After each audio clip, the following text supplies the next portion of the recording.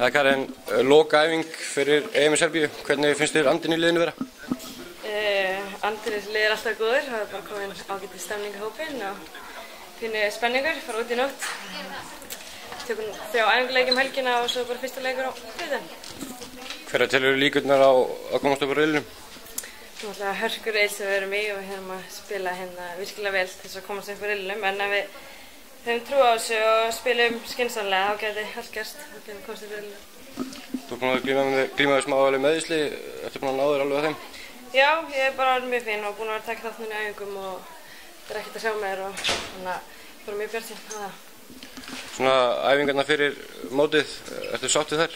Já, undirbúningur er bara mjög góður og það er allir með góðan fókus og búinn að standa sig bara mjög vel. Það er bara ekki mikið meiðsli sem er mjög gott og þetta lítur bara mjög vel út.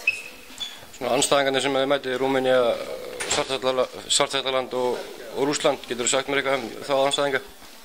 Þetta er náttúrulega kannski svolítið old okkur, svolítið stórar skiptir sem hamra á 14 metrum. En svona austurhaldsþjóðir það kannski brotna svolítið oft við mótlæti og við mætum bara með gæðvíkina og við erum eitthvað virðingu fyrir þeim, bara lemja þær, þá getum við alveg unnið þessa leiki. Takk hérlega, gangi vel. Takk fyrir það.